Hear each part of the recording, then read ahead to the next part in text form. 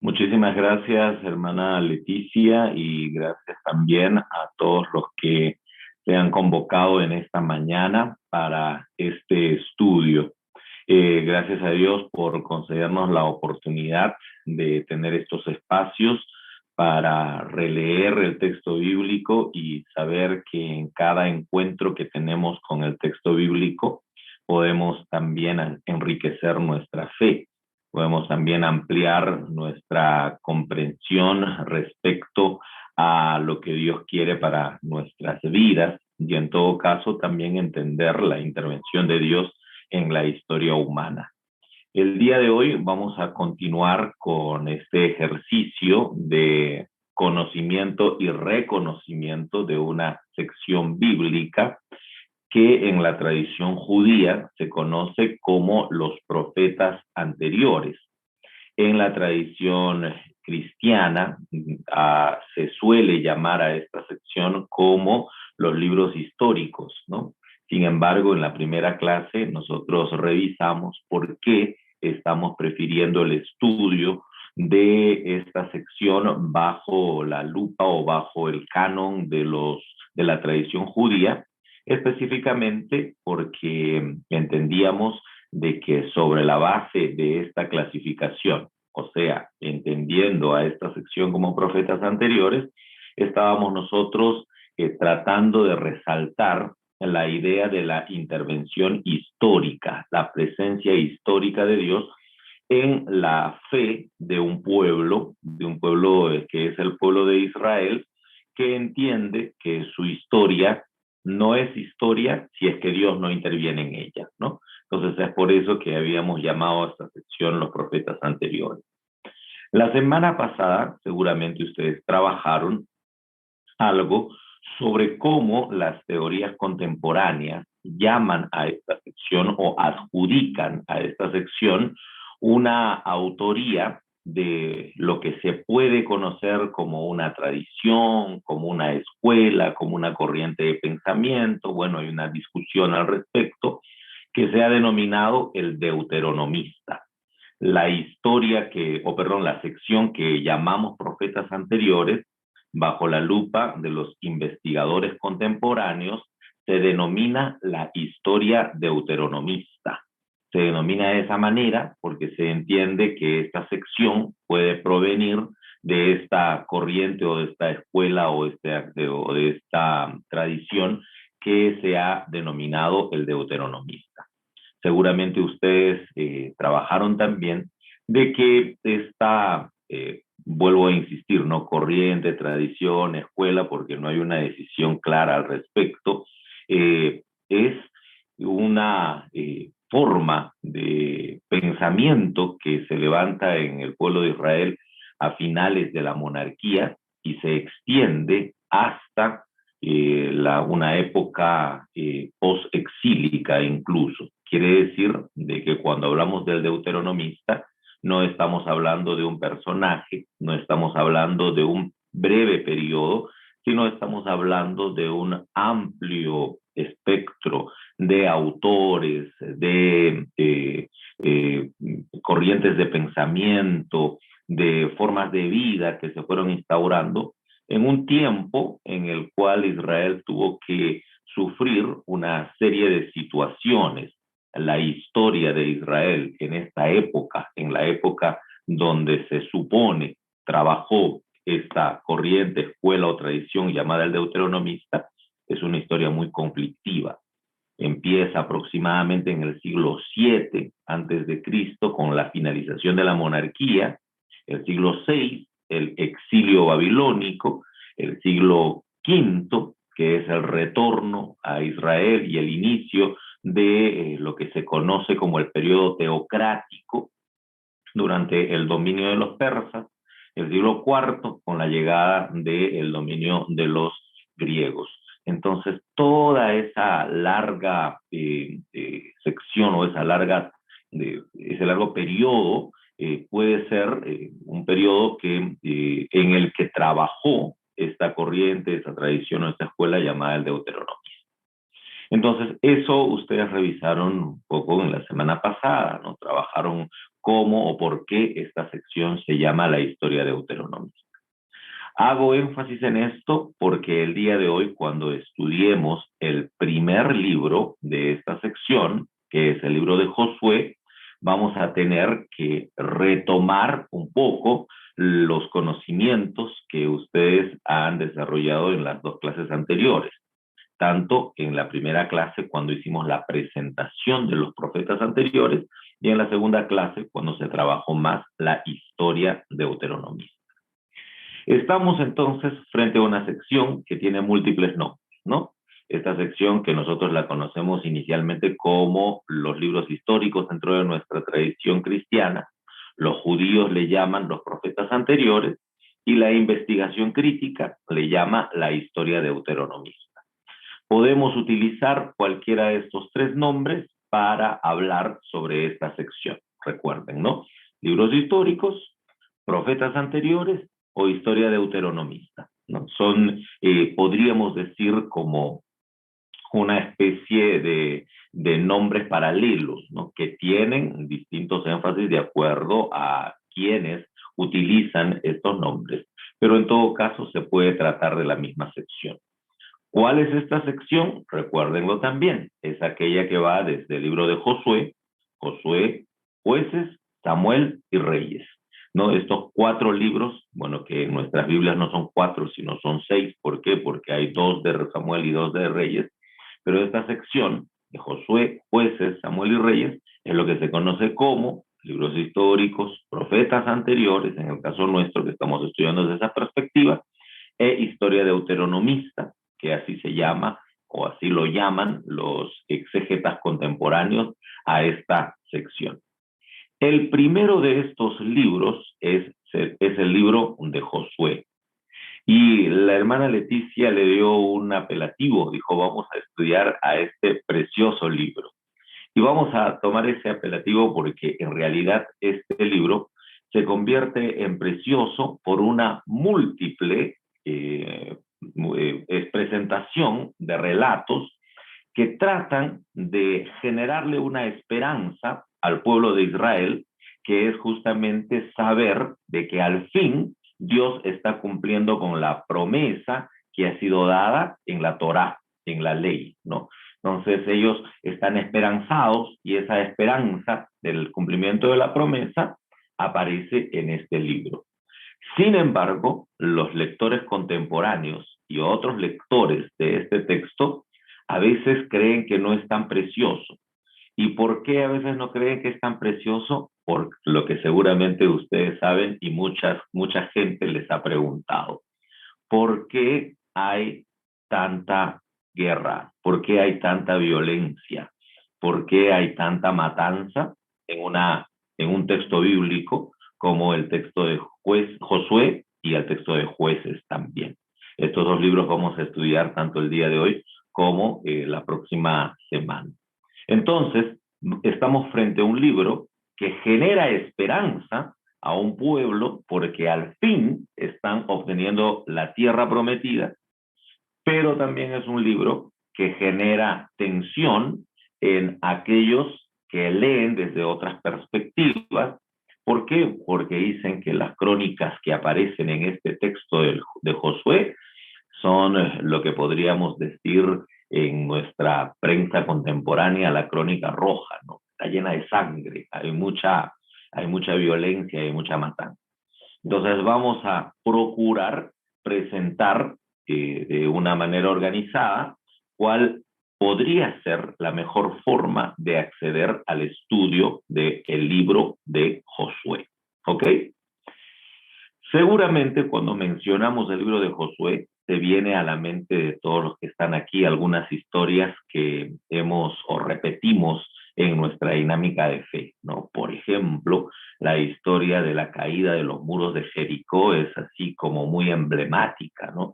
Y ha sido utilizada incluso en nuestra forma de construir en nuestra fe en Dios, cuando hablamos y decimos que así como cayeron los muros de Jericó, también deben caer las murallas de nuestro corazón y de nuestra vida para tener una comunión mayor con Dios, bueno, etcétera. Hemos escuchado seguramente muchas explicaciones respecto a esta historia que aparece, ¿no?, entre los capítulos 6 y 7.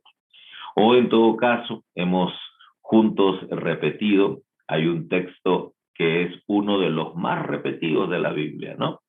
Solo te pido que te esfuerces y seas valiente, no temas ni desmayes, porque Jehová tu Dios estará contigo, ¿no?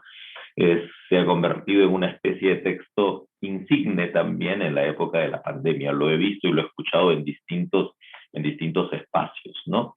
¿Por qué? Porque es un texto que alienta, ¿no? Es un texto en todo caso que nos presenta un gran desafío frente a las situaciones que se presentan. Y es interesante porque este texto es un texto, como vuelvo a decir, que está también dentro del libro de Josué en el capítulo 1, ¿no? O el famoso texto que también se suele repetir, ¿no? Pero mi casa y yo serviremos a Jehová, ¿no? También lo hemos escuchado, un texto muy reconocido del libro de Josué. Entonces, el libro de Josué no es un texto que está ajeno a nuestra dinámica espiritual, a nuestra dinámica de fe. Está muy presente. Sin embargo, es interesante que estos textos que tomamos nosotros del libro de Josué, los tomamos para poder hacer mención de nuestra, o para alentar al crecimiento de nuestra vida espiritual, pero hay una serie de textos que preferimos más bien no leerlos. ¿Por qué? Porque no nos producen de repente mayor aliento debido, como vuelvo a decir, a la complejidad de este libro. Vamos a hablar entonces, o estamos hablando ya, sobre el libro de Josué. Voy a compartirles el PowerPoint que tenemos preparado y sobre esa base vamos a trabajar en esta primera sección hasta las 9:45. Ahí vamos a dar paso a unas preguntas que ustedes pueden ir haciéndolas en el chat o en cualquier otro medio. En ese momento daremos lugar también a algunas preguntas que puedan surgir dentro del aula hasta aproximadamente las 10. A las 10 retomaremos la exposición hasta las 10:40 para culminar con las preguntas hasta las 10:55. ¿Ya? Hablemos sobre el libro de Josué. Estamos viendo nosotros la clase de profetas anteriores, hoy estamos en nuestra tercera clase. ¿Qué podemos decir de manera introductoria acerca del libro de Josué? Lo que podemos decir de manera primaria es que este es un libro que puede ser percibido como una narrativa religiosa fundacional. ¿Qué significa eso? Significa que este libro puede ser entendido como un grupo de relatos que están originando en este caso, un pueblo, que es el pueblo de Israel. Pero estos relatos no están contados de manera científica, sino más bien están contados de manera religiosa, porque su lenguaje, vamos a llamarlo de esta manera, es un lenguaje bastante mítico. ¿Qué significa el lenguaje mítico? Jamás entiendan ustedes que el lenguaje mítico es sinónimo del lenguaje mentiroso. No, el lenguaje mítico es una forma de contar la realidad, es una forma de expresar la realidad donde se incluye siempre a la divinidad, ¿no? Donde se incluye siempre a Dios. Entonces, allí entendemos nosotros que estamos frente a lo que se ha conocido, lo que se conoce como el lenguaje mítico. Para el pueblo de Israel, el libro de Josué contiene las narrativas de su origen como nación. Para Israel, para el pueblo de Israel, el texto de Josué es el texto que enlaza lo que la Torá o ley había establecido con el cumplimiento histórico de esta promesa, que es justamente la llegada o la adquisición o la posesión de la tierra. La posesión de la tierra. Para el pueblo de Israel, la gran promesa de Yahvé se hace efectiva, la promesa de la elección del pueblo como un pueblo preferido por Yahvé se hace efectivo cuando el pueblo al fin tiene tierra. Y esto porque esa era la concepción que tenían en aquel entonces. La idea de la posesión de la tierra no se trata solamente de la delimitación de fronteras como nosotros entendemos el día de hoy. El día de hoy nosotros entendemos que territorio o tierra se trata de la delimitación de fronteras y todo lo que está dentro de esas fronteras es lo que políticamente le pertenece a nuestra nación. En aquel entonces no es que las fronteras eran cabalmente entendidas, ¿no? Y eso vamos a revisar nosotros el día de hoy, sino que la posesión de la tierra era más bien el lugar donde podemos habitar, donde podemos convivir, donde podemos estar. ¿Ya? Para ellos la tierra tenía importancia no por una delimitación geopolítica de acuerdo a los criterios de la nación contemporánea o de las naciones modernas, sino más bien porque era en establecer una relación de convivencia de manera primaria con el terreno o la tierra que Dios había hecho. La posesión de la tierra en aquel entonces, estamos hablando nosotros de las épocas del Antiguo Testamento, ¿no? Estamos hablando de las épocas de la historia antigua de Israel, en aquel entonces, poseer la tierra no se trataba solamente de una especie de acuerdo o una especie de consecución geopolítica por parte de los gobernadores. No, conseguir la tierra era algo que provenía directamente de Dios, o sea, era los dioses los que adjudicaban la tierra a los pueblos, ¿no? Eso aparece, por ejemplo, de manera bastante explícita en un texto en el libro de Jueces, el capítulo 11, el verso 24. Si ustedes lo leen, no lo voy a analizar ahora. Pero ahí es interesante porque en una conversación que aparece en ese texto se dice, Yahvé nos ha dado esta tierra, mientras que el Dios Quemos les ha dado a ustedes esta tierra. Por lo tanto, lo que Quemos les da a ustedes es suyo y lo que nos da a nosotros Yahvé es nuestro. O sea, cuando hablamos de tierra en aquel entonces, estamos hablando, vuelvo a decir, no solamente de una delimitación geopolítica que está configurada por los límites establecidos a través de pactos o de leyes, sino más bien estamos hablando de una herencia divina donde el ser humano mora, donde el ser humano está, donde el ser humano al final incluso pertenece a esta tierra. En hebreo, esta tierra se llama Eretz, ¿no? Eretz, que es el término que está concebido también desde de esta forma de pensamiento semítico para entender lo que es la tierra, ¿no? La pertenencia. Vuelvo a decir, los límites eran como no tan importantes. Por eso, el libro de Josué es fundamental para Israel, porque es la narrativa mítico-religiosa que habla sobre la fundación de la nación a través de la posesión de la Eretz o de la tierra. Pero también el texto de Josué ha sido leído por la teología cristiana. Y a nosotros los cristianos no es que nos interese mucho el tema de la posesión de la tierra, etcétera, por parte del pueblo de Israel. O sea, bien que Israel haya cumplido o hayan entendido que se ha cumplido la promesa, etcétera, pero para la teología cristiana debe existir otro significado mayor. Y ese significado mayor es cómo entendemos que en Josué se puede ver esa acción divina en la cual Dios actúa a través de un personaje que hemos llamado nosotros un héroe de fe o en algunos otros espacios que le han llamado incluso como una especie de tipo de Jesús, ¿no? ¿Qué significa eso? Es como una especie de mecanismo de interpretación que se utiliza en la tradición cristiana para encontrar en el Antiguo Testamento algunos personajes que puedan tener ciertos paralelos teológicos con la acción de Jesucristo, que es la acción liberadora.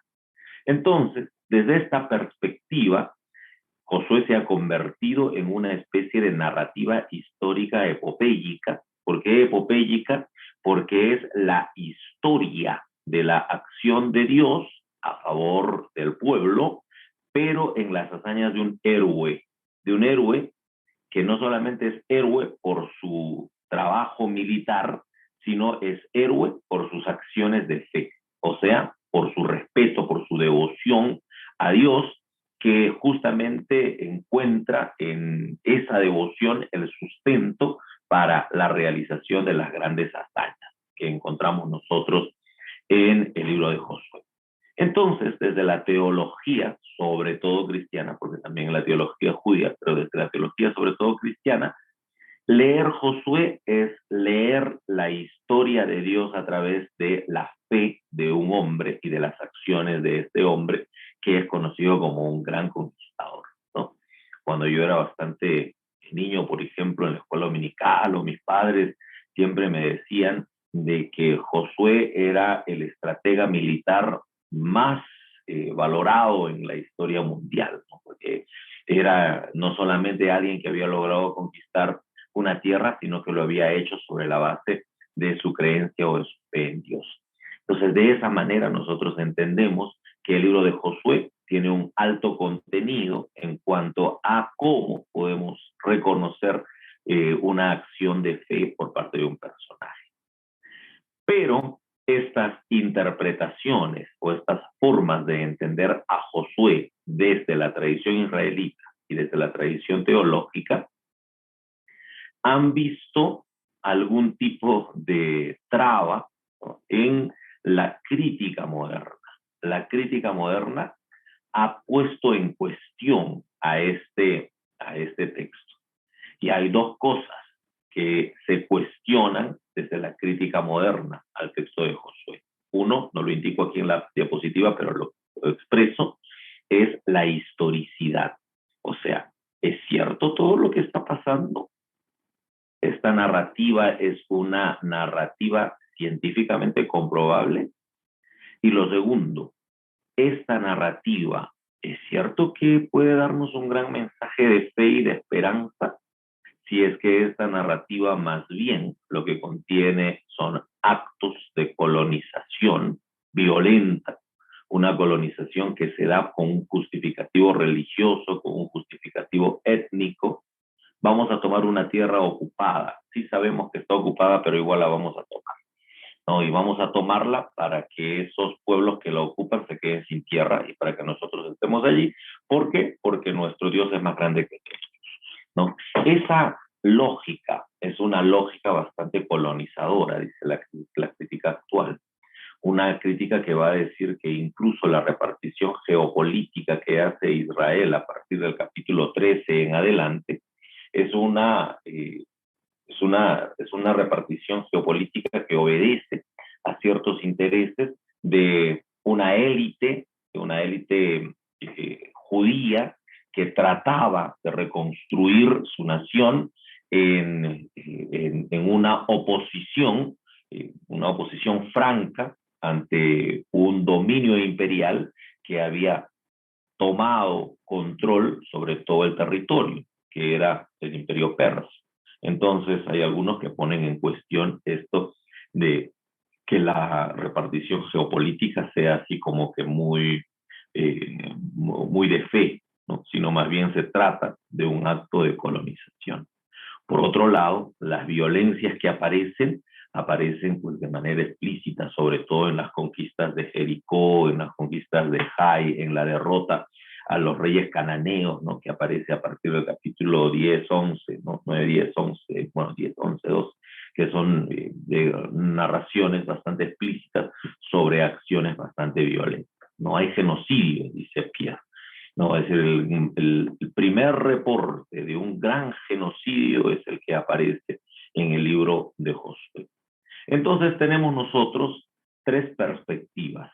Una perspectiva de una narrativa que da esperanza porque se cumple la promesa, una narrativa que se convierte en un ejemplo de fe por la presencia de un personaje que puede ser un tipo de Jesús, y una narrativa que más bien está cuestionada por su falta de historicidad y también por contener una serie de actos que desde la moral contemporánea pueden ser no justificados, ¿no? Sino bastante ilegítimos realmente, actos de violencia. ¿Ok? Entonces nos encontramos ante un libro que puede presentarnos estas distintas perspectivas. Ahora, ¿cómo podemos leer nosotros? Bueno, podemos nosotros entender desde esas tres perspectivas y encontrar un mensaje. O sea, podemos nosotros hallar esperanza, podemos hallar fe, pero también podemos cuestionar.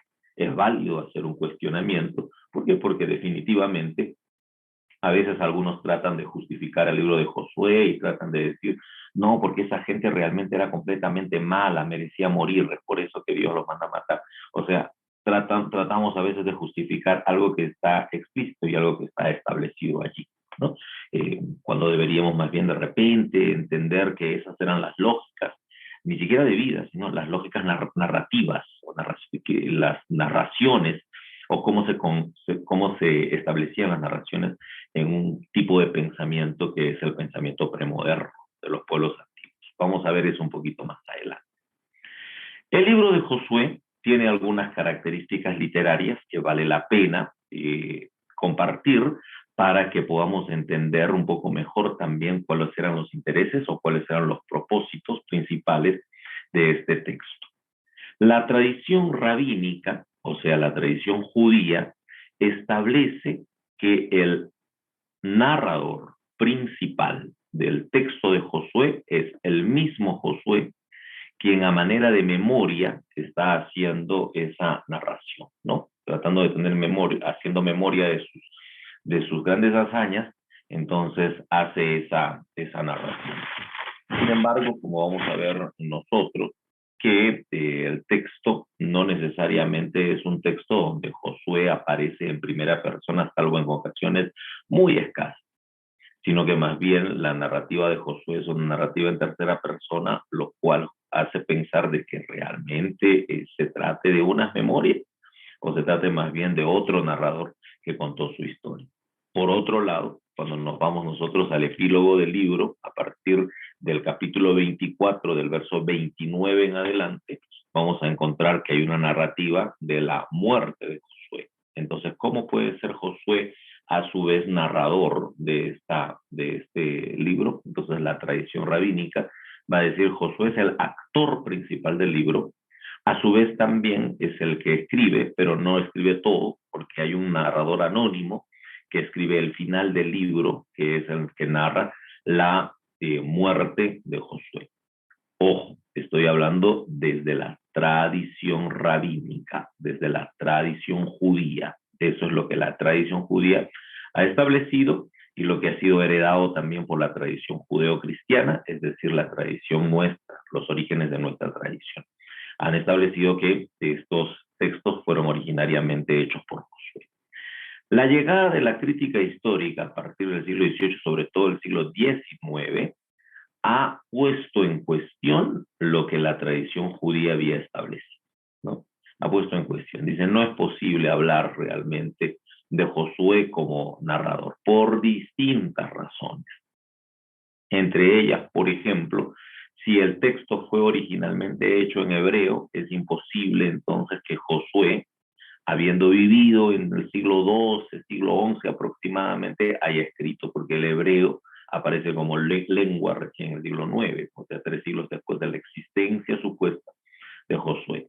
Por otro lado, porque cuando uno lee el libro de Josué, se va dando cuenta de que no existe una unidad narrativa, en el sentido que no existe una sola pluma, no existe un solo escritor, sino que más bien hay variaciones de lenguaje, hay variaciones de énfasis, hay giros completamente inesperados en el texto de Josué. O sea, cuando uno lee Josué del 1 al 12, va a ver un tipo de narrativa que cambia radicalmente del capítulo 13 en adelante, ¿no? Y los capítulos 23 y 24 van a tener también otro tipo de narrativa. Todo eso llevó en todo caso a decir de que realmente Josué no es el escritor de este texto, sino que este texto es la compilación de varios escritos.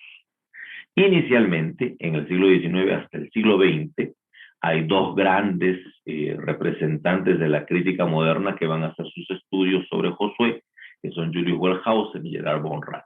Wellhausen y von Rath, desde Wellhausen hasta von Rath, se trató de reconocer en el libro de Josué unas tradiciones que habían sido planteadas en las teorías o en la hipótesis documentaria que estableció este gran biblista, Wellhausen.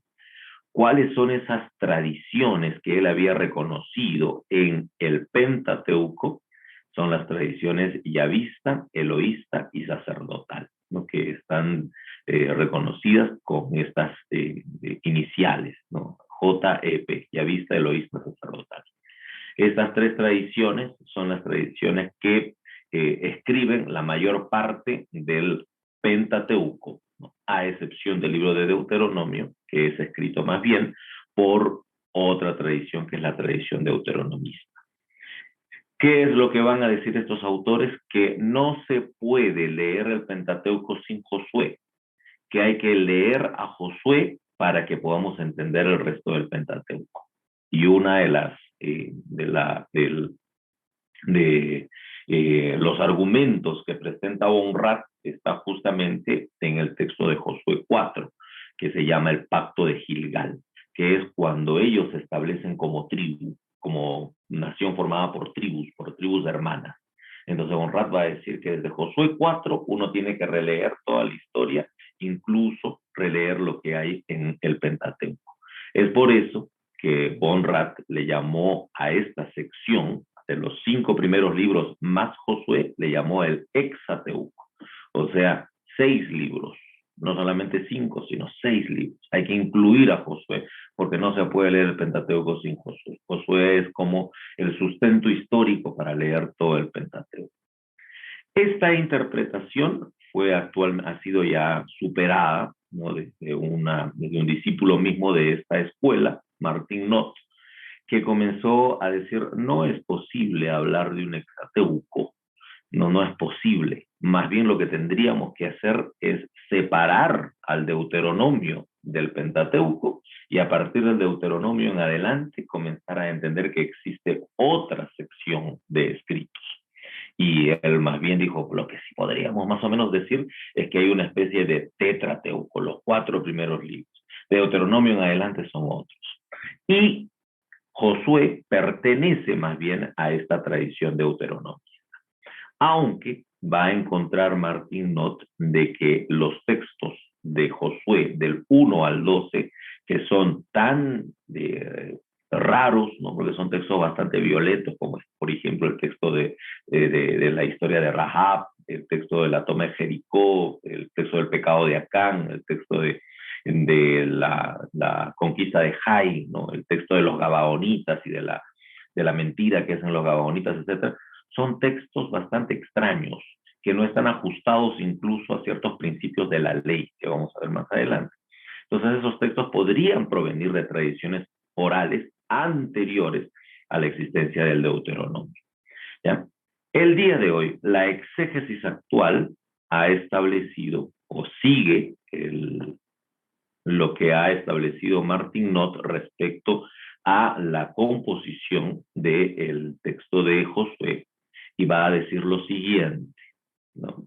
Que el texto de Josué tiene como punto clave el siglo 7. El siglo 7 está el gobierno de Josías, ¿no? Ya cuando se está terminando la monarquía.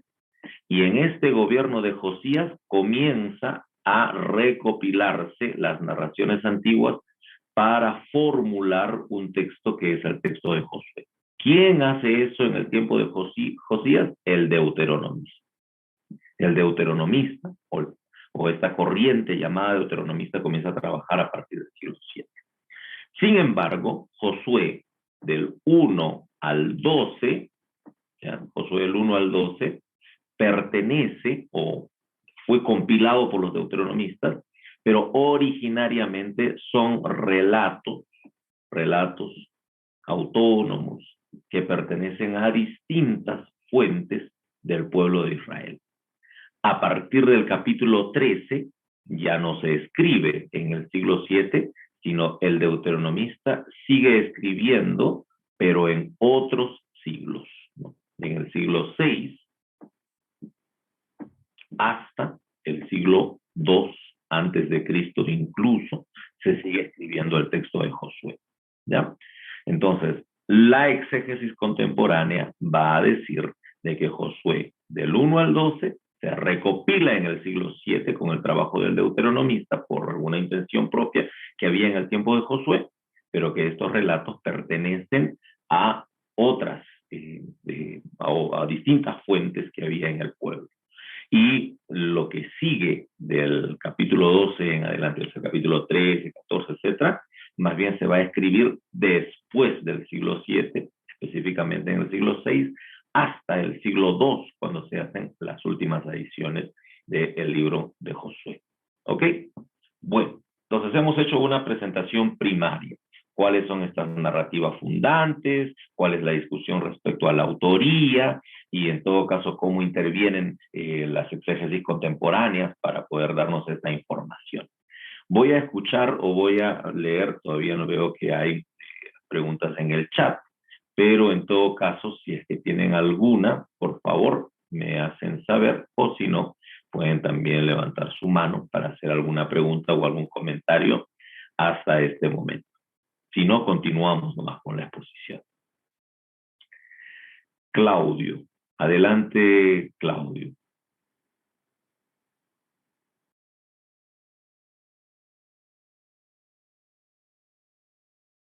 ¿Puedes reactivar tu audio? Ya te di la señal. ¿No?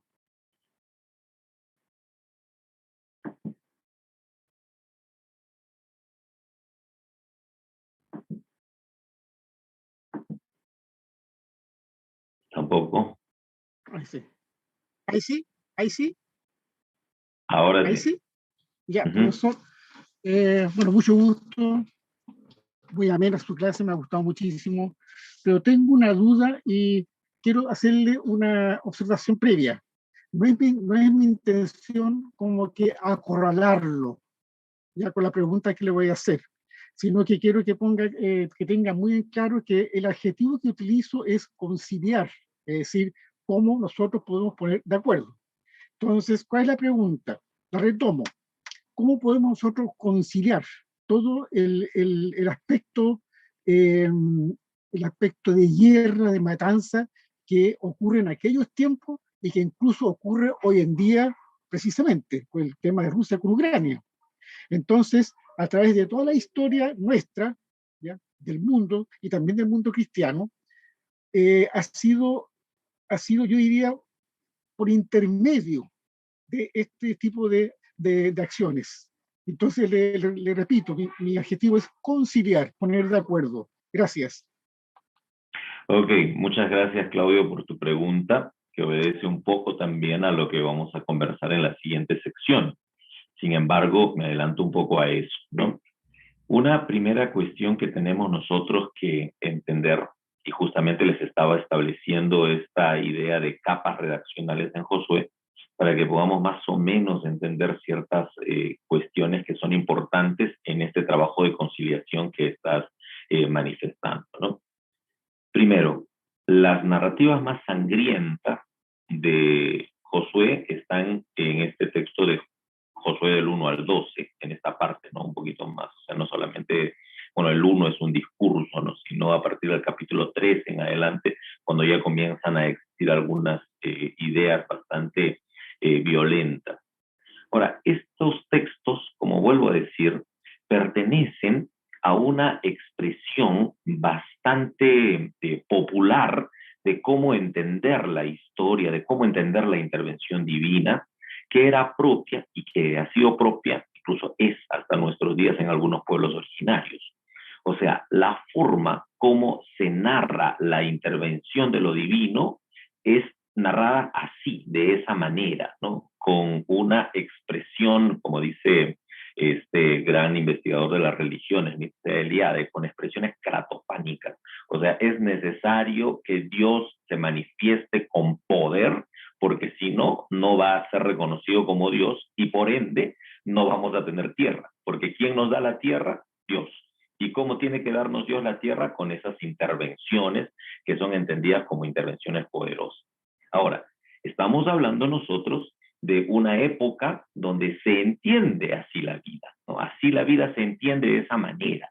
Ahora, ¿qué entendían ellos? Ellos entendían que tenían que salir con armas, cual militares contemporáneos, a matar a quien se les venga por el frente. No, ellos estaban entendiendo en realidad que Dios les estaba entregando esas tierras para que puedan habitar, para que puedan coexistir con ella, o sea, tierra y pueblo puedan coexistir, y Dios estaba mostrándoles una especie de camino que era la intervención fuerte, poderosa. Eso por un lado.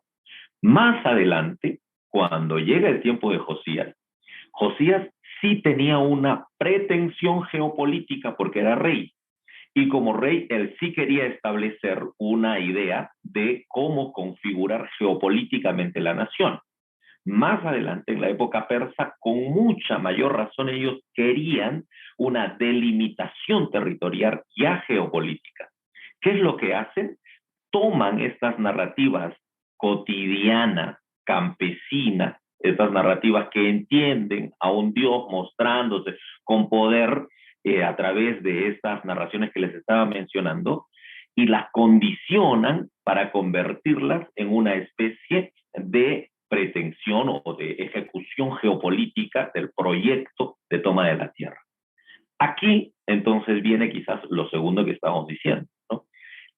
En este acto de tomar narrativas antiguas para utilizarlas como un pretexto, una legitimación, una legalización, mejor dicho, de la toma de la tierra, es comparable con ciertos actos geopolíticos que hacen el día de hoy algunos gobiernos.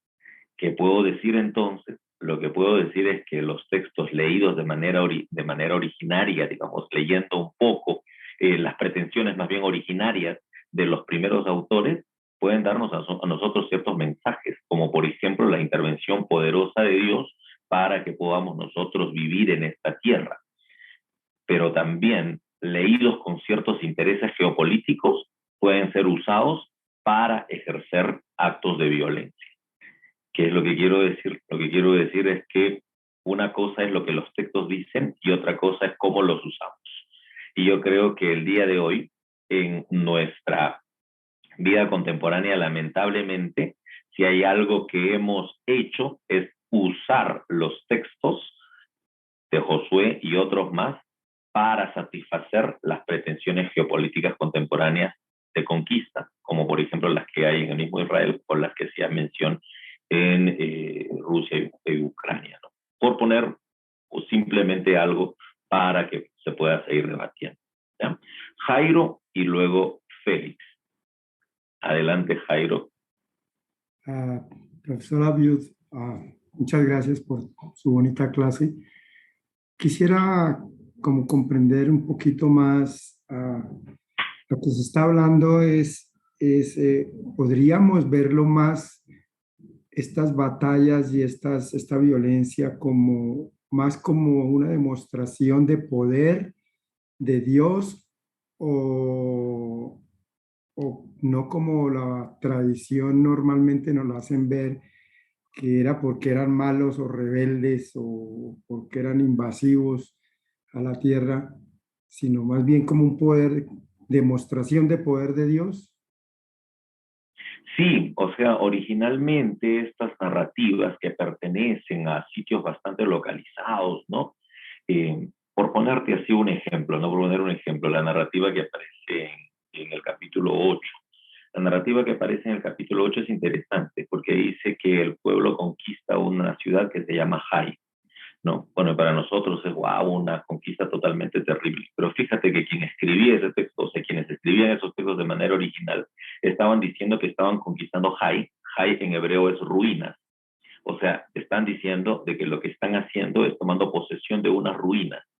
¿Por qué? Porque ese territorio Hai, por lo menos los narradores originales, sabían de que no eran ciudades que estaban conquistando recientemente, sino que eran ciudades que habían sido destruidas en un periodo anterior, durante un tiempo que se llamó el tiempo de la caída de las ciudades-estado cananitas.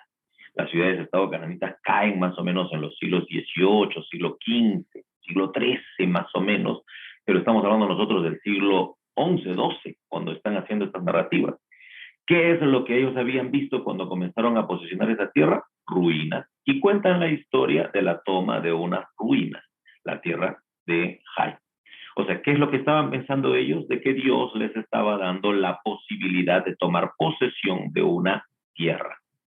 Sin embargo, cuando es leído, después uno entiende de que no es la toma de posesión de unas ruinas, sino es la toma de, es la acción militar mediante el cual Dios hace toda una estrategia geopolítica para quitarle territorio a unos enemigos y tomar posesión de estas tierras, ¿no? Entonces, hay una dimensión originaria por parte de estos pueblos que tienen una cosmovisión distinta a la nuestra, donde todo lo interpretan desde una perspectiva mítica, donde Dios interviene para todo, y Dios interviene para que les ayude a tomar posesión de la tierra. No están ellos hablando de que Dios les está ordenando matar al primero que se les encuentra en el camino y hacerlo, sino están entendiendo de que esa es una forma de contar, no una forma de actuar, una forma de contar la intervención de Dios a un paralelo, algo así como lo que nos pasa a nosotros de vez en cuando, ¿no?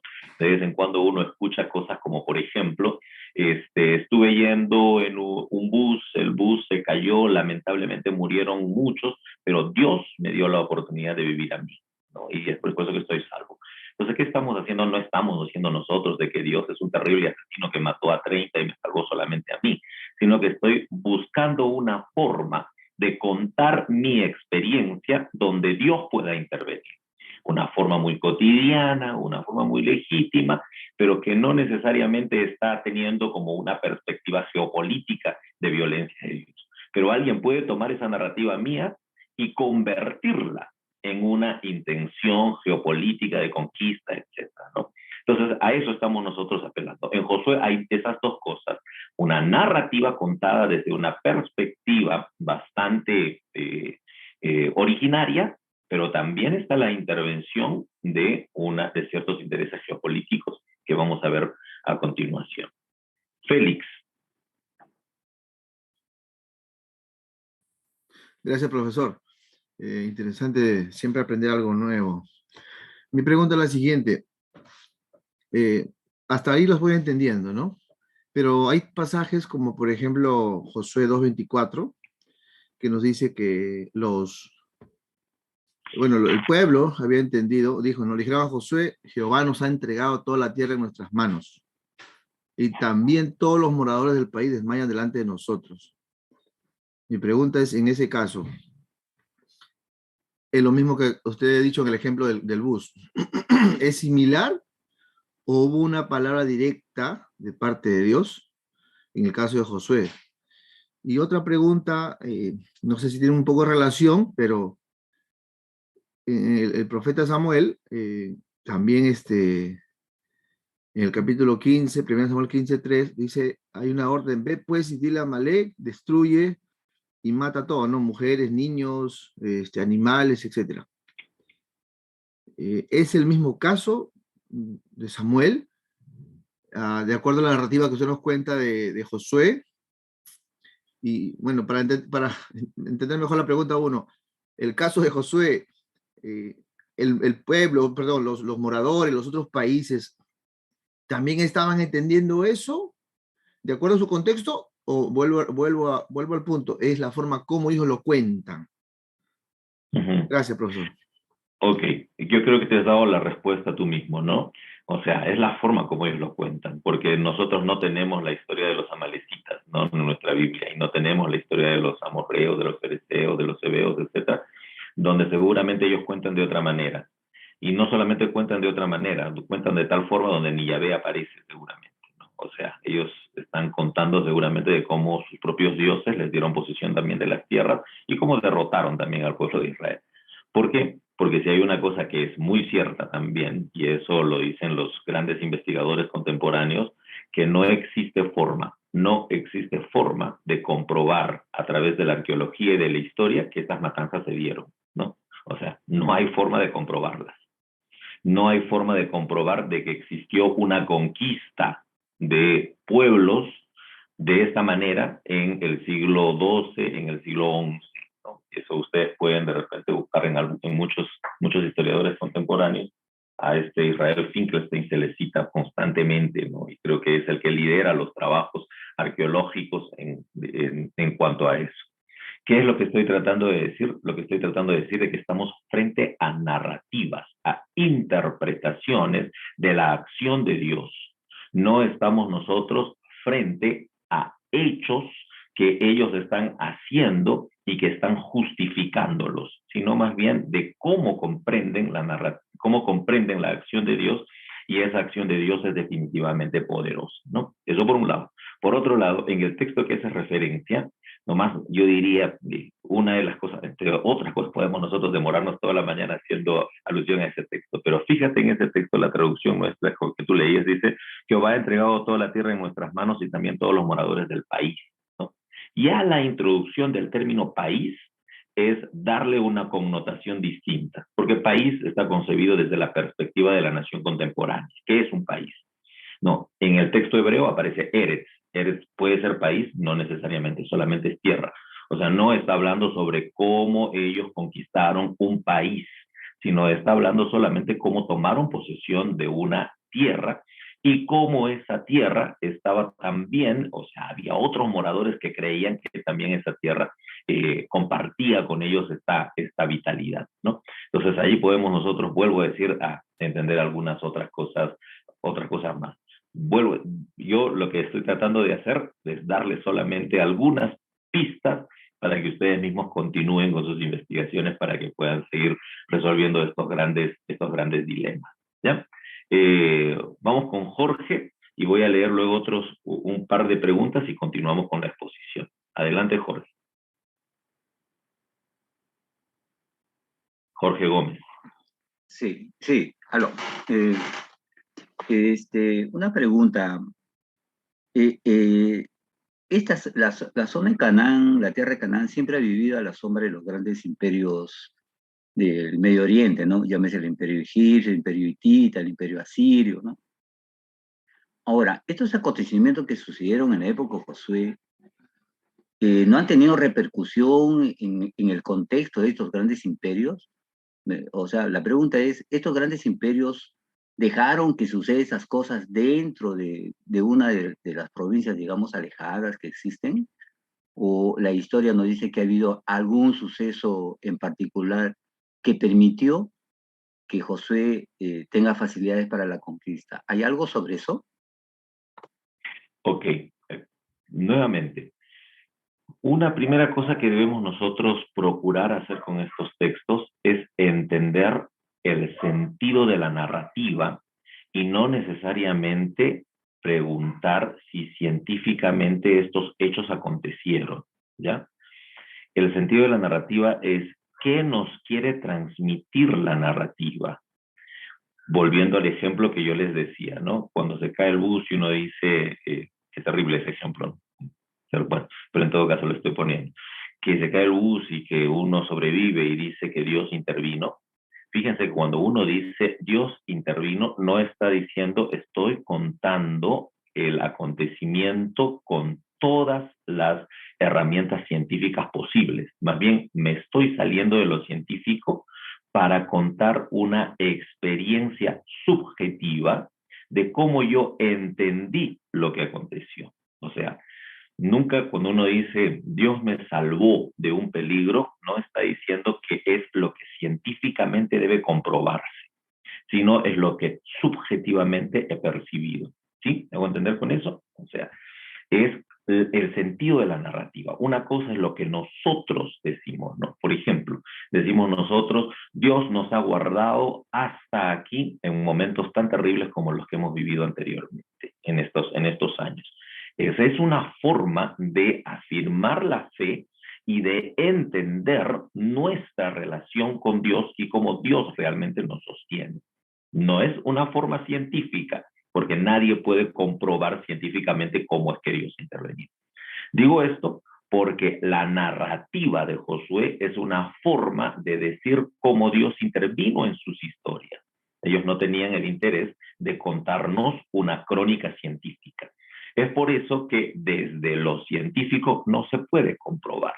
No se puede comprobar que haya existido estas grandes batallas durante esa época.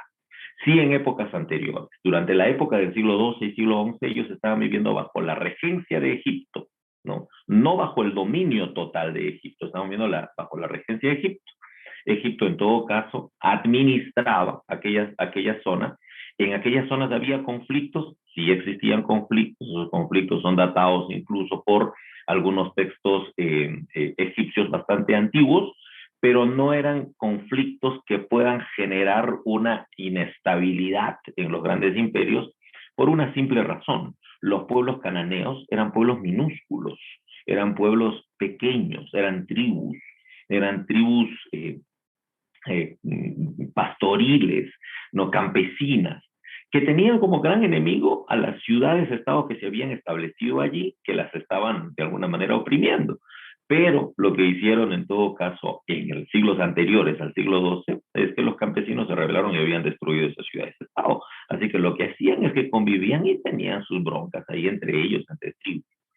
Para Egipto eso era significativo, no eran para nada significativo, no. Es más, lo que hacía Egipto, mandaba por ahí un par de policías, vamos a decir, ponían orden y ya, ¿no? Más adelante, para Babilonia, para Persia, fue como significativa estas broncas que tenían entre ellos, tampoco, porque no eran provincias. Provincia, esta región, como provincia recién fue a partir del siglo V, y algunos dicen el IV, en la época persa, ¿no? Ahí recién la constituyeron como provincia, y Persia se encargó de administrar los límites de esa provincia para que no existan mayores conflictos como los que existieron de repente en un tiempo bastante anterior. ¿Qué quiero decir con esto? Que en todo caso para los grandes imperios no significó mayor cosa los conflictos que habían allí. Ojo, pero para el pueblo de Israel sí, porque ellos como eran protagonistas, este pueblito pequeño era protagonista de estos conflictos, sí era significativo hablar un poco sobre esos conflictos que habían tenido, pero no contarlos de manera científica, sino más bien contarlos desde una perspectiva de fe, por lo menos en los relatos originales que hay en Jueces del capítulo 1 al 2, ¿no? Eso, quizás podría inicialmente decir. Ok, vamos a quedarnos aquí, borren sus preguntas para el siguiente espacio. Vamos a continuar con la exposición y luego vamos a de repente seguir hablando sobre lo que ustedes están preguntando, ¿ya? Ok. El libro de Josué trata de proponer una idea. ¿Y cuál es la idea? De que existe o ha existido un periodo que vamos a llamarle el periodo formativo de la nación israelita. En la lógica de Israel, la nación israelita se constituye a finales del siglo XI, específicamente en el siglo X, con la llegada de David. No, David es el que constituye la nación y la arma. ¿Antes de David hubo algo? Sí, hubo una especie de periodo de formación. Esa es la tesis que hay en el libro de Josué, ¿no? Hay un periodo de formación de Israel y este periodo de formación de Israel se da por una serie de conflictos donde interviene Dios, donde Dios está interviniendo para que pueda de alguna manera darles a ellos lo que han estado esperando siempre, que es la tierra. Insisto, y aquí vuelvo a insistir, y ojalá que no se me malentienda en el sentido de que no trato de derribar, sino decir nada más que la ciencia contemporánea, la arqueología contemporánea no puede comprobar de que haya existido este periodo formativo como tal, como un periodo formativo de la nación. ¿Por qué? Porque el día de hoy la arqueología contemporánea está pensando que Israel como nación todavía se puede hablar de Israel como nación a partir del siglo IX, pero en el norte, no en el sur. En el sur, o sea, Jerusalén y todo lo demás, en el siglo VII con Josías, porque no hay forma de comprobar que en los siglos X y todo lo demás existieron, por ejemplo, grandes edificaciones que podrían avalar la idea de que Jerusalén era un centro político, económico en aquel entonces, por ejemplo, ¿no? Entonces, vuelvo a decir, el libro de Josué es una interpretación de la intervención divina antes de la formación de la nación. Así es la tesis con la cual se compone este libro de Josué. En este libro de Josué, entonces, hay ejes que no son tan históricos, sino más bien ejes teológicos fuertes, que fundamentan la fe de un pueblo que estaba en crisis y que necesitaba sostener su identidad en una serie de relatos de fe. En principio, aparece Yahvé.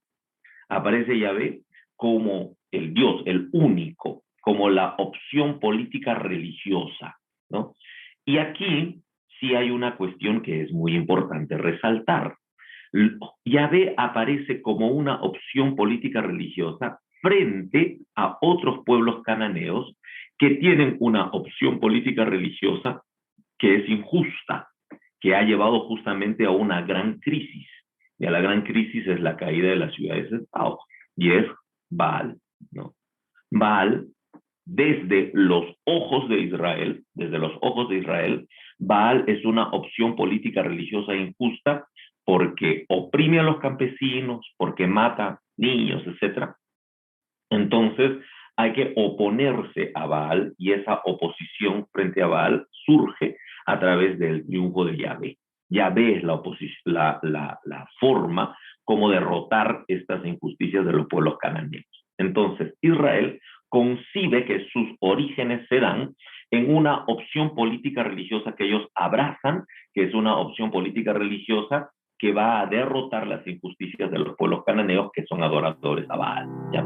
Eso aparece fuertemente en Josué, ¿no? Nosotros serviremos a Yahvé. Yahvé es el que nos ha traído las justicias que se expresan a través de la entrega de la tierra, a través de la derrota de pueblos baalistas, etcétera, ¿no? La tierra es otro eje central, ya lo dijimos, porque las justicias de Yahvé se hacen visibles a través de la entrega de la tierra, de la posesión de la tierra. Ahora, vuelvo a decir, la posesión de la tierra no tanto es la delimitación geográfica, sino más bien es la pertenencia a ella, ¿no? Entrar o tener de alguna manera una relación mucho más filial con ella, y eso avalada por Yahvé y su promesa. La guerra es el único medio para demostrar justamente el poder de Yahvé. Es por eso que durante estas épocas va a comenzar incluso a utilizarse un apelativo de Yahvé, que es el apelativo de Yahvé Sebaot, ¿no? Que es el Yahvé de los ejércitos, para entender la acción de Yahvé, la acción poderosa en la entrega de la tierra. Y por último, aparece también como eje central en el texto de Josué el tema pacto-nación. El pacto de Dios se hace visible en la construcción de la nación. Esto ya es una interpretación posterior que aparece en la época de Josías o en la época persa, que es cuando se edita este texto, cuando se logra editar este texto y se logra en todo caso proponer que el texto de Josué es el texto que legitima las pretensiones geopolíticas de la monarquía de Josías y en todo caso, la reconstrucción de la nación en la época persa. Los ejes centrales, entonces, en Josué son el yavismo como única religión frente a las injusticias baalistas, la tierra como la gran promesa, la guerra como el medio de acción en el cual Yahvé cumple sus promesas, y a la vez también la nación como el proyecto geopolítico final, que es avalado, que es legitimado básicamente por las narrativas de Josué. Algunas cuestiones literarias que de repente pueden seguir ayudándonos a entender un poco lo que este texto nos dice. El libro de Josué lleva como título, o sea, se ha puesto como título del libro de Josué el nombre de este actor y a la vez también autor, Josué. El personaje, Josué, es un personaje que carga consigo también toda una significación teológica. Josué es una adaptación de un nombre anterior, que es el nombre de Oseas. El nombre de Oseas era supuestamente el nombre inicial de Josué, como dice en Números del capítulo 13, el verso 8, donde dice Oseas, hijo de Nun. Y en el verso 16 dice, y Moisés le cambió de Oseas a Josué, ¿no? O sea, de Osea a Yehoshua le cambió, ¿no? ¿Y cuál fue el gran cambio que apareció allí en el nombre de Josué de acuerdo a este texto? Fue la adición de este prefijo, ye o ge, que es una alusión a Yahvé.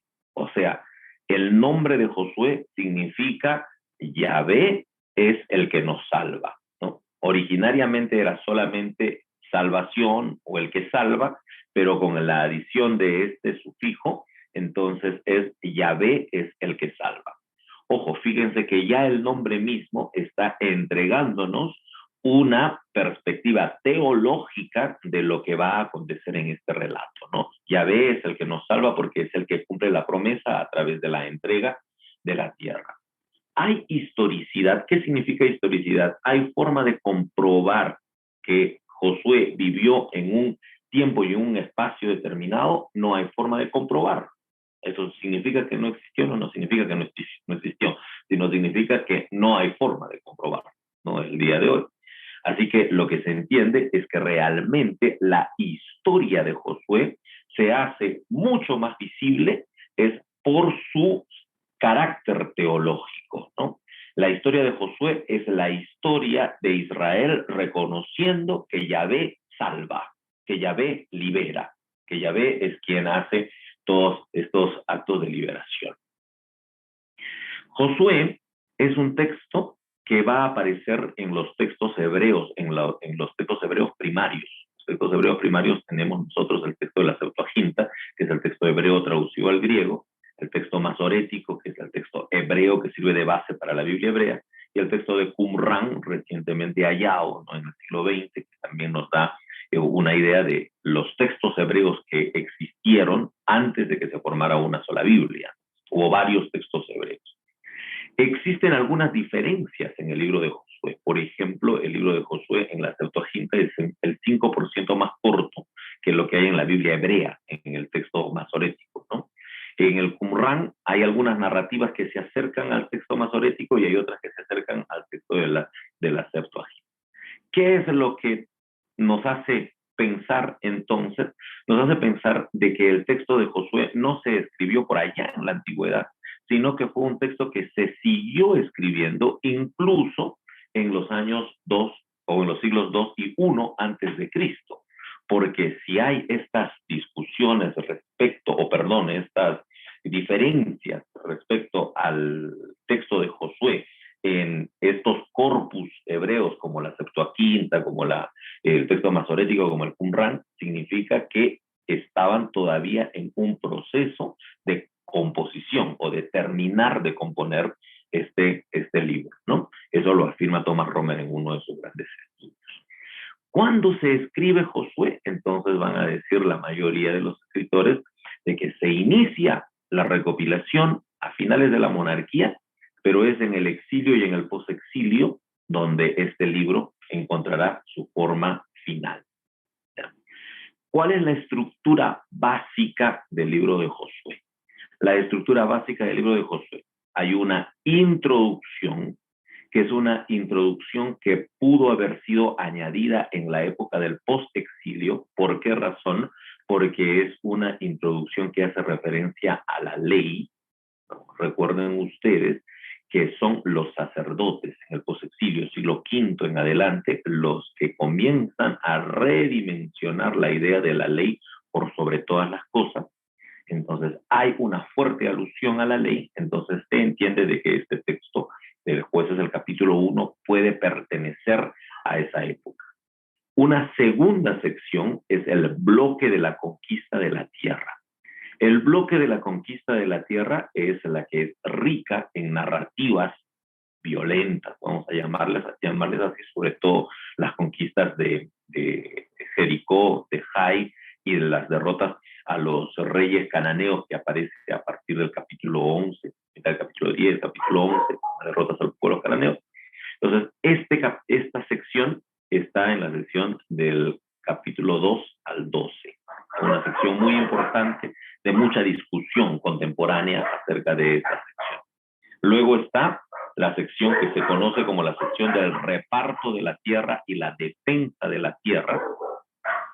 Esta sección es una sección que aparece en los capítulos 13 al 22 con una especie de intermedio en el capítulo 18. El capítulo 18 de los versos del 1 al 8 es una especie de intermedio que hay entre estas dos secciones. ¿Por qué? Porque hasta antes del 18 están repartiéndose la tierra las tribus en general, empezando por estas tribus que fueron aquellas que ocuparon el territorio en la parte derecha del río Jordán, ¿no? Que es la tribu de Rubén, la tribu de Gad y media tribu de Manasés, y luego las otras tribus que ocupan esta zona que se conoce como la Cisjordania. Y a partir del capítulo 18 hay un corte y luego va a comenzar la repartición de la tierra a los levitas, ¿no? Las ciudades de refugio y la distribución en la tierra de los levitas. Esta segunda parte, ¿no? Que va aproximadamente del capítulo 19 al 21, es una sección que se conoce como una de las secciones más tardías. Más tardía significa que fue hecha todavía en la época de los sacerdotes, allá probablemente en el siglo IV antes de Cristo. ¿Por qué? Porque recuerden ustedes que el tema de los levitas o de la tribu de Leví adquiere fuerte importancia en un Israel tardío. Cuando ustedes leen, por ejemplo, a los profetas, que son textos antiguos, o cuando leen, por ejemplo, el libro de Samuel, el libro de Reyes, no van a encontrar nada acerca de la tribu de Leví. No, la tribu de Leví adquiere importancia en la época muy posterior, en la época cuando los sacerdotes habían tomado Israel y querían obviamente justificar o legitimar también su presencia como el grupo elitista en Israel. Hay una conclusión discursiva en los capítulos 23 y 24, una conclusión discursiva porque Josué ahí manifiesta sus grandes discursos, que es el discurso de adhesión a la fe a Yahvé y el reconocimiento de Yahvé como una sola divinidad, y también aparece esa sección cuando ratifican el pacto que habían hecho entre tribus. Y hay una nota final, que es la nota de la muerte de Josué. Esa es la estructura básica del texto. Para volver a recordar, entonces podemos hablar nosotros de una sección narrativa de conquista y una sección de distribución geopolítica como las dos grandes secciones, acompañado del discurso de Josué para afianzar la fe ya vista, y con estos dos añadidos que son la introducción y las notas finales. Pero digamos, las dos secciones grandes y preponderantes en Josué son las narrativas de la tierra y la distribución geopolítica de las tribus, ¿no? El reparto, recuerden ustedes que se da a través de suertes, ¿no? Se echan suertes para que pueda repartirse la tierra de las tribus de aquel entonces. ¿Ok? Eric Senger, un gran exegeta, va a decir que para entender mejor la estructura del libro de Josué, tenemos nosotros que reconocer algunas cosas que establecen los redactores últimos.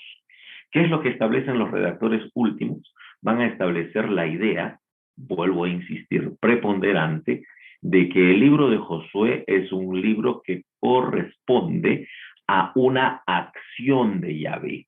Es Yahvé quien se encarga de hacer toda esta repartición política, digamos, de Israel. Es por eso que el primer gran discurso es el discurso de Yahvé, y los discursos que sustentan el hecho de la posesión de la tierra también son discursos de Yahvé. O sea, Yahvé es quien hace toda esta repartición. Es interesante porque luego aparecerán también algunos discursos de Josué para avalar lo que Yahvé está estableciendo, o sea, para aceptar lo que Yahvé está estableciendo, pero al final, la última sección es una sección donde es más bien Josué el que habla para ratificar la aceptación del pueblo de lo que ha sido dictaminado por Yahvé, ¿ya? Entonces, ¿cómo entendemos nosotros el libro de Josué? Entendemos de la siguiente manera. Yahvé es quien dispone todo, eso es lo que están diciendo ellos. No están diciendo los reyes, no están diciendo que vinieron los imperios, no están diciendo nada de eso, sino están diciendo que es Yahvé quien establece que nosotros vayamos a la guerra, y es Yahvé quien establece la repartición de la tierra también. Josué solo acepta. Al final, Josué toma autoridad y va a hablar en nombre del pueblo para aceptar el sello del pacto, ¿no? Yahvé entrega la tierra y Josué acepta esa tierra a través de sus grandes discursos. Este gran discurso de Josué en el capítulo 23 se ve acompañado por un diálogo que hace Josué con Yahvé en el capítulo 24 y por el diálogo final que hace Josué con el pueblo para que pueda ya así aseverar completamente de que está reconociendo la relación Yahvé-pueblo, que es esa relación que ha sido planteada por la Torá y que en todo caso el libro de Josué lo está ratificando, ¿ya? Erisenger va a decir, estas son las marcas estructurales que hay que reconocer y que fueron hechas por el redactor final, no por el redactor inicial, sino por el redactor final. El último redactor es el que hace esto. Hay dos textos que son importantísimos resaltar en el libro de Josué. Levanten, tomen sus Biblias, por favor. Tomen sus Biblias. Y hay un primer texto que es el texto de Josué 4. El texto de Josué 4 es una reedición de lo que aconteció en la Torá, del paso por el Mar Rojo.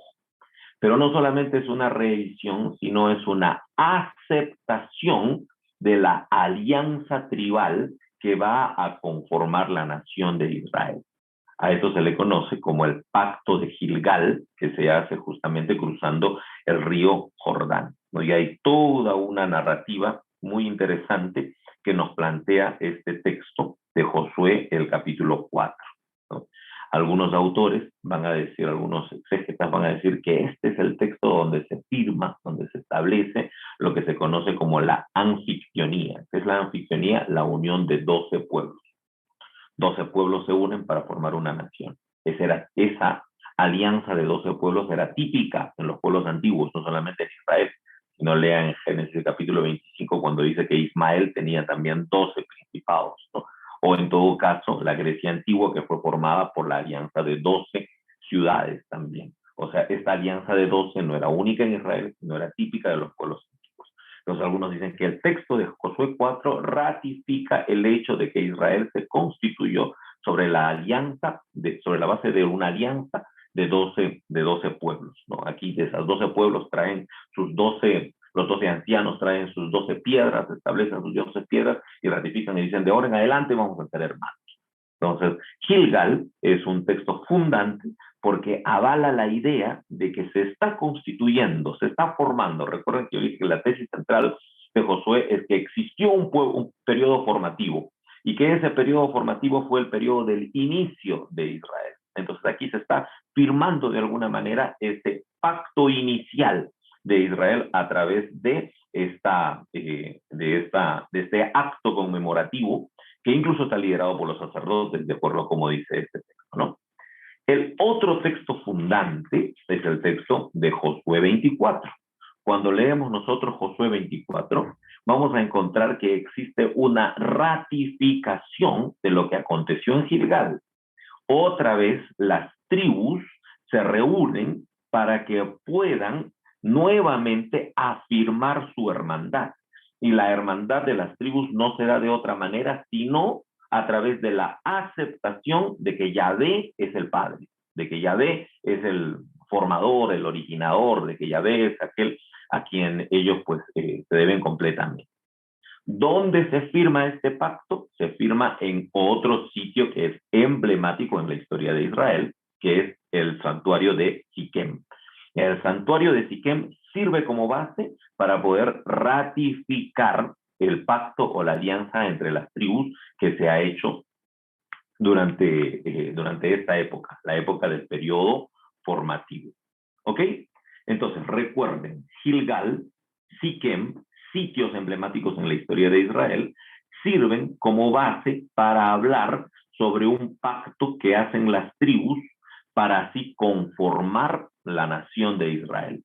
Y es por eso que la nación de Israel se conforma sobre la base de 12 tribus, que son las que de alguna manera sirven como fundamento geopolítico de esta nación recién formada. Solamente que aquí hay una cuestión, hay una salvedad. ¿Cuál es la salvedad? Que espero que lo recuerden, ¿no? La salvedad está en que Aquí fíjense, Gilgal y Siquem son como los dos grandes textos que dicen que Israel se funda sobre la base de las 12 tribus. El problema es que de ahí en adelante las 12 tribus ya no existen mucho, o sea, ya no se habla mucho de las 12 tribus, ¿no?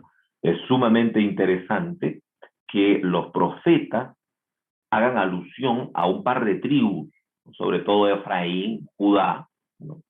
Y que no necesariamente exista en el resto del texto antiguo una alusión clara a la idea de que Israel fue constituido sobre la base de la alianza de 12 tribus, ¿no?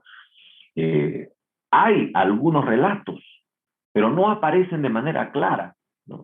En los textos de Samuel, en los textos de Reyes, aparecerán de vez en cuando estos relatos, pero no aparecen de una manera tan explícita como si aparecen en Josué. Es más, el libro de Jueces nos da unos listados rarísimos, donde hay tribus que uno a veces ni siquiera encuentra después. Maquir, ¿no? Galaad aparece como una tribu y después ya no es tribu. Entonces, ¿qué pasa con el asunto de las tribus? Lo que pasa, y los investigadores van a decir, es que los textos de Josué 4 y de Josué 24 nos sirven para aseverar con mayor razón de que el texto de Josué fue un texto que fue escrito en un momento en el cual Israel necesitaba afirmar su identidad porque habían sido conquistados por Babilonia. Por ende, retoman esta idea de la hermandad de la nación de Israel basada en 12 tribus, que no era algo que originariamente había sido constituido, sino que fue constituido en un tiempo posterior, en la época del exilio y del post-exilio. Dicen, por ejemplo, algunos historiadores, como Thomas Romer, Eric Senger, Jan Van Zetter y otros investigadores contemporáneos, que esta distribución de las 12 tribus, de acuerdo a los relatos de Josué, fíjense que estaban estas tribus que están para el otro lado del Jordán, esta distribución jamás existió en la época monárquica. Esta distinción fronteriza obedece a la administración persa y cómo la administración persa estaba tratando de establecer control en toda esta zona. Este gran investigador Israel Finkelstein, por ejemplo, no sé si se ve por completo, pero él va a decir que el mapa en la época de Josué es completamente distinto, porque este es el mapa que obedece a las investigaciones arqueológicas e históricas, donde hay otras tribus, otros pueblos, que eran los que formaban parte de esta sección. ¿Qué quiere decir entonces? Que el libro de Josué, más que relatar acontecimientos del siglo XII, del siglo XI, el libro de Josué más bien es como el anhelo de libertad que están teniendo los israelitas en la época de la dominación babilónica y de la dominación persa, tratando de recordar de que Yahvé les dio una promesa muy antigua y que esa promesa puede hacerse efectiva a través de la toma contemporánea, actual de la tierra. Voy a volver a explicarlo.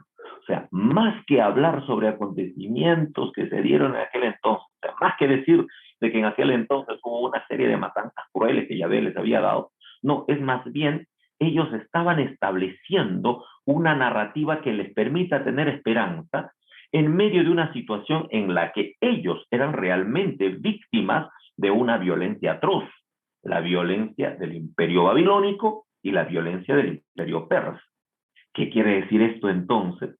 De que el libro de Josué está tratando de entender de que Yahvé puede darles a ellos la oportunidad de ejercer una especie de resistencia frente a la opresión babilónica y persa que no les permite siquiera decir que su tierra es suya. Porque es interesante, ¿no? Los persas Dice el texto que Ciro nos mandó de regreso y estaban felices porque Ciro les había mandado de regreso a la tierra de Judá. Llegan a la tierra de Judá y esa tierra jamás fue suya, porque llegaron a la tierra de Judá y vivieron bajo la opresión del mismo Ciro y de otros emperadores posteriores, quienes los mandaron allí simplemente para que puedan trabajar en esa tierra y pagar más impuestos. Al final la tierra nunca fue suya, siempre estuvieron bajo el mandato de estos imperios, imperio babilónico, imperio persa, imperio griego, imperio romano. Entonces, en medio de esa opresión imperial, ellos comenzaron a ejercer un poco de esperanza basados en estos relatos antiguos que los compilaron para que puedan decir de alguna manera, Dios nos está queriendo dar nuevamente estas tierras. O sea, hay un interés geopolítico de dominio de estas tierras que están dominadas por el imperio persa de aquel entonces, y es por eso que el libro de Josué sirve para que pueda, en todo caso, reanimarse esa esperanza a través de una especie de tomar nuevamente estas tierras. ¿Ok? Entonces, el libro de Josué, del 1 al 12, contiene esta sección de relatos sobre la conquista. Hay una predilección en el sur, probablemente porque las narrativas antiguas provengan del sur, o sea, de Judá y de Benjamín, porque en estos textos de Josué del 1 al 12 básicamente es eso. ¿Cómo es que se reprodujo la conquista allí? Que han sido tomados por los autores siguientes para plantear lo que les estoy diciendo. Los relatos tienen concordancias con narrativas militares asirias babilónicas, dice Romer. Es por eso que él dice que estos relatos antiguos del sur fueron tomados para que puedan constituirse en una especie de esperanza frente a la dominación asiria y babilónica. ¿Por qué? Porque están editados de tal modo que obedecen un poco a lo que acontecía en el siglo V aproximadamente. Y se presenta a Yahvé como alguien que lidera un acto militar, una conquista militar. La organización militar es algo, como vuelvo a decir, que aconteció un tiempo posterior. Josué del 13 al 22, que es la parte que se hace la repartición de la tierra, presenta una propuesta geopolítica de reconstrucción ideal de Israel. Tether, Romer van a decir nuevamente que es una época persa, sacerdotal. La sección de los levitas que va del capítulo 20 al 22 son escritos post-sacerdotales, siglo IV, siglo III, ¿no? Y el último discurso, que es el discurso de Josué 23, es un discurso deuteronomista que avala la idea de que Yahvé es el único Dios, pero que tiene una conclusión final, que es Josué 24, que podría tratarse de una especie de discurso hecho por un redactor final, tratando de compilar todas las tradiciones que están establecidas o que están incluidas dentro del texto de Josué. O sea, tratando de hacer eco de todas esas tradiciones, hace lo que se llama Josué 24 y termina este libro. ¿Ok? Bueno, en todo caso, recordemos nosotros que este texto de Josué, que recoge inicialmente estas narrativas antiguas, entonces sirve para poder generar esperanza a un pueblo de Israel que está viviendo sendas cautividades, como es la cautividad babilónica y como es la cautividad persa. Es por eso que el aliento que hay de tratar de establecer toda una repartición geopolítica, como aparece allí, es para afirmarse, autoafirmarse ellos de que la liberación es posible y que la toma de la tierra que está bajo el control de los grandes imperios es realmente un anhelo posible a través de la fe en Yahvé. Que Yahvé puede de alguna manera ayudarles a ellos a tomar posición de estas tierras desde esta perspectiva geopolítica. ¿Ok? Muy bien, ya son las 10:40, entonces voy a dar ahora espacio a otras preguntas más hasta que podamos nosotros culminar con el tiempo que tenemos. Si hay alguien que tiene alguna pregunta, puede levantar la mano. En todo caso, voy respondiendo a algunas otras que están aquí. ¿Cuál es el nombre del libro y autor que recién les mostré? Les mostré este texto, que el autor se llama Israel Finkelstein.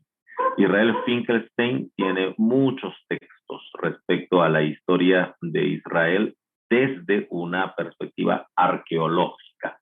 El texto que estoy presentando en realidad está en portugués, dice O Reino Esquecido o El Reino Olvidado, que es un trabajo, está en español también, El Reino Olvidado, que es un trabajo que él hace tratando de demostrar desde la arqueología que el reino del norte, el reino de Israel, fue un reino bastante visible, incluso antes que el reino del sur, ¿no? Pero el texto obligatorio de Israel Finkelstein, que escribe con su compañero Neil Silverman, es la Biblia desenterrada, ¿sí? Así creo que es. Entonces, traten ustedes de encontrar ese texto. Es un texto que es muy, muy bueno también. ¿Alguien más tiene alguna pregunta?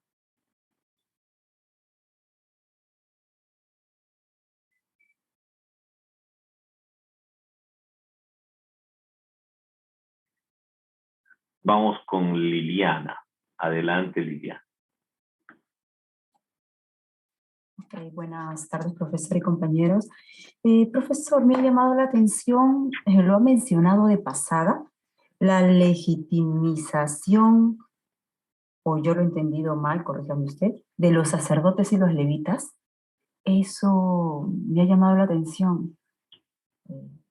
Y después también, otra allí mismo, si el anhelo de liberación era del pueblo que estaba en la cautividad, según el relato bíblico, nosotros vemos de que en realidad eran, si estamos hablando de Babilonia, eran los judíos, ¿verdad? Y siendo los judíos, ellos teniendo este anhelo de la liberación, ¿cómo es que también pensaron en los del norte? Porque los del norte creo que estaban esparcidos por el reino asirio, ¿no? Entonces, es como que si ellos, como Judá, están pensando también no solamente en ellos, sino también en todo el reino. Ok. Gracias por las preguntas. La primera. Voy a tratar de ser bien rápido. ¿Ya? El sacerdocio es una práctica que estuvo presente a lo largo de toda la historia de Israel, pero como institución realmente se va configurando en una época muy tardía, ¿no? Cuando comienza a aparecer, digamos, de manera más notoria el sacerdocio como una especie de institución oficial, algunos dicen en la época de Josías, ¿no? En la época de Josías, porque él hace una reforma ya vista con la instauración del templo en Jerusalén como el único centro de adoración y por ende con el triunfo ahí de los sacerdotes yavistas. Hasta allí no hay prueba todavía para decir que esos sacerdotes yavistas eran levitas, sino que eran sacerdotes yavistas como tal, ¿ya? Estos sacerdotes yavistas van al exilio y en el exilio comienzan a configurar entre ellos una corriente sacerdotal que comienza a legitimar su ascendencia sacerdotal en las figuras de Leví, en todas las ideas de Leví, ¿ya? Esto se hace mucho más fuerte cuando regresan del exilio, enviados por el gobierno persa, y el gobierno persa escoge de entre los judíos a los sacerdotes que pertenecían a ciertas élites judías para enviarlos para reconstruir el templo. ¿Por qué reconstruyen el templo? Porque para los persas y para cualquier imperio de aquel entonces sabían que el mejor lugar para la recaudación de impuestos será a través del templo, instituciones religioso-políticas. Eso está bastante claro en Esdras del capítulo 7. Esdras del capítulo 7 recibe una ordenanza del rey persa para que vayan y construyan el templo y se convierta él en el tesorero. Incluso todos los de aquella satrapía tenían que pagarle los impuestos a él. ¿Y Esdras cómo se presenta? Como sacerdote, ¿no? Él sabe que él es sacerdote, y Esdras, el capítulo 1 y 2, establece cómo Esdras configura también toda una casta sacerdotal para poder tomar posición o mandato en este lugar. En esa época, en la época persa, los sacerdotes tienen poder porque ya se han instalado en el templo, gozan del respaldo del imperio persa, pero a su vez tienen ciertas motivaciones un tanto nacionalistas de querer hacer que Israel, no solo Judá, sino Israel entero, sea vuelto a ser una nación como lo fue en la época de David.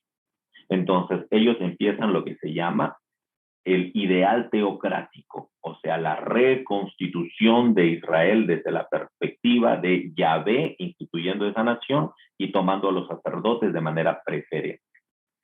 ¿Qué escriben ellos? Escriben, por ejemplo, la Torá, ¿no? La ley que pertenece a esa época, pues terminan de escribirla, no la escriben allí.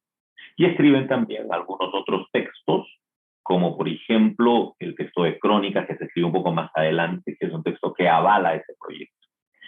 En la Torá y en Crónicas es donde aparecerá Leví. Somos de Leví, somos de la tribu de Leví, ¿no? Pero en otros textos, como los textos, por ejemplo, deuteronomistas, este texto que estamos leyendo nosotros los profetas anteriores, en los profetas jamás aparecerán ellos realmente como representantes de la tribu de Leví, los más grandes. Ellos aparecen así, ya en una época donde se institucionalizan como sacerdocio, que es en la época del segundo templo. Y es por eso que ellos, cuando editan estos textos, van a buscar la legitimación de su pertenencia a la tribu de Leví como una forma de poder expresar así también su dominio, su proveniencia de Yahvé. ¿Ya? Eso así en resumen, ¿no? Hay un montón por tratar acerca de eso. Y lo segundo que preguntabas era... ya ahí creo que respondí un poco también, ¿no? El deseo de ellos era reconstituir Israel, no solamente Judá, Israel, ¿no? Y es por eso que tienen toda esta idea bastante amplia. Benjamín, adelante. Buenos días, profesor. Gracias por todos sus conocimientos. Algo que siempre me ha llamado la atención es justamente cómo la arqueología a veces entra en contradicción, los descubrimientos arqueológicos, con lo que dice el texto bíblico. Por ejemplo, el tema de Jericó, ¿no? En el tiempo que pasaron los israelitas por ese lugar, ya estaba destruido, nunca hubo un levantamiento, nunca hubo una ciudad propiamente. Y la otra cosa es el tema de los nombres, ¿no? Que calzan exactamente. Muchas veces los personajes tienen nombres que calzan con su carácter, que calzan con lo que van a hacer al final de cuentas. Entonces, esos dos elementos nos ayudan un poco a entender que muchas veces el texto ha sido escrito con un objetivo más teológico que como una enumeración de los sucesos históricos propiamente, ¿no? Entonces, eso reafirmando un poco lo que usted decía, no sé si que podría compartir además, ¿no? Gracias también. Me parece que es justamente lo que la tesis de trabajo que nos hemos encontrado, ¿no? Es, miren, y tomando un poco lo que decías, cuando nosotros pretendemos hacer de los textos bíblicos textos científicos, estamos dando lugar a que el ateísmo y otras corrientes antibíblicas hayan razón. ¿Por qué? Porque si medimos a los textos bíblicos desde las perspectivas científicas históricas, lamentablemente no vamos a encontrar, o los que quieren comprobar la veracidad de los textos desde esa perspectiva, pues van a encontrar que no hay nada que pueda avalar un poco esa cuestión. Entonces, los textos más bien proceden de toda una concepción teológica de la historia, una concepción de fe de la historia. Y nosotros, pues en todo caso, cuando nos aproximamos a los textos, debemos comenzar a revalorizar esa intención de fe que hay en los textos, no necesariamente ir tras su comprobación histórica, porque vuelvo a decir, si nos vamos tras la comprobación histórica, pues vamos a hacer que los textos puedan, en todo caso, no necesariamente ser comprobados por el cientificismo contemporáneo. ¿Por qué? Porque definitivamente los textos no fueron escritos de esa manera, ¿no? Los textos históricos que llamamos nosotros fueron textos que lo que trataban, e insistiendo aquí un poco, es de entender cómo es que Yahvé puede intervenir en la historia de los pueblos, no en cómo Yahvé puede realmente ser el autor de cada acontecimiento que pueda ser comprobado a través de la arqueología, ¿no? Sino más bien cómo es que interviene en nuestra esperanza que nos alienta, por ejemplo, a vivir libertades en medio de las situaciones de opresión en las cuales ellos se encontraban. En ese sentido, retomando un poco lo que decía un autor, es interesante porque lo que aparece en la Torá y lo que aparece en Josué, que Jehová liberó a Israel de Egipto, sirvió mucho más para que ellos puedan entender que era posible la liberación de Babilonia y de Persia. O sea, Jehová y Moisés al final como que se constituían en libertadores de Babilonia y de Persia, más que incluso de Egipto mismo, porque eran esos textos los que llegaban a ellos para que puedan alentar su esperanza, una esperanza de salir de esas dominaciones en las cuales se encontraban. Entonces es cierto, son textos más teológicos, más de fe y más generadores de esperanza en medio de las circunstancias en las cuales ellos andaban.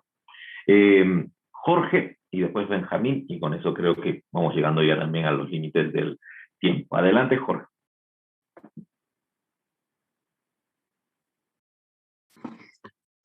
Gracias, profesor, y buenos días para todos. Se ha dicho hoy día en la clase que Josué es una narrativa mítico-religiosa de la intervención de Dios a favor de Israel.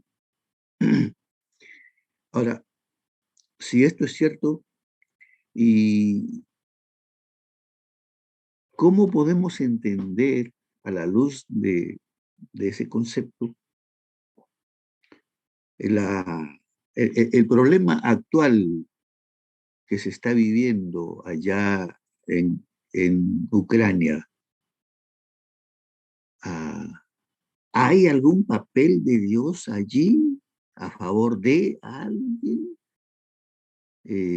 Lo pregunto esto porque en más de una ocasión en estos días he escuchado opiniones de hermanos de iglesias, incluso algunas exposiciones en el culto, queriendo encontrar en este hecho bélico que se vive en estos días alguna intervención de Dios a favor de uno de los países involucrados. No sé si hay alguna pertinencia en eso, algo nos podría decir. Es una pregunta súper compleja porque hay que trabajar una serie de cosas. Solamente lo que diría yo, volviendo a lo que estaba planteando como tesis de lo que estaba compartiendo con ustedes, ¿no? Lo que les diría es, creo que en esta clase lo que hemos tratado de ver es no necesariamente cómo sucedieron los acontecimientos y qué es lo que estaba haciendo Yahvé en cada acontecimiento.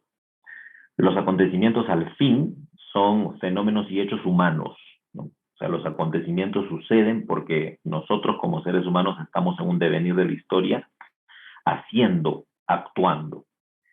Es interesante que el texto de Josué lo que nos está diciendo más bien es cómo leemos esos acontecimientos, pero desde un lente de la fe, ¿no? O sea, cómo establecemos nuestras narrativas de los acontecimientos, de los hechos, para garantizar un poco mejor nuestra fe y nuestra relación con Dios.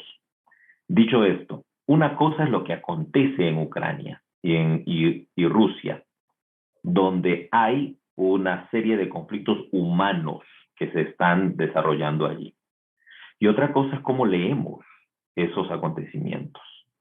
Ahora, si leemos esos acontecimientos para garantizar o para justificar nuestras propias pretensiones geopolíticas que hemos heredado sobre la base de toda de una colonización ideológica en la que nosotros nos encontramos, pues de repente estaremos siendo injustos con Dios mismo, ¿no? Haciéndole decir o hacer a Dios algo que ni siquiera Él está haciendo. Ahora, si leemos estos textos, estos acontecimientos, los acontecimientos que están pasando allá en Ucrania y en Rusia, para poder entender de que hay la posibilidad de una esperanza en medio de la violencia y en medio de la opresión, pues de repente allí podemos nosotros encontrar una intervención histórica de Dios que nos impulse a nosotros mismos a convertirnos en una especie de pacificadores o en una especie más bien de proclamadores de esperanza en medio del conflicto. ¿Ya? No sé si con eso... No, pues, está bien, gracias. Podríamos seguir hablando. Perdonen, chicos, que ya se nos venció el tiempo, se quedaron algunas preguntas allí en el tapete, pero vamos a continuar de repente en nuestra siguiente clase, que hay un poco de lo mismo con el libro de Jueces, aunque con otras tónicas, ¿no? Pero el próximo sábado nos encontraremos para hablar de eso. Que les vaya bien, tienen 10 minutos para descansar y antes de entrar a la otra clase. Nos vemos, que Dios les bendiga mucho.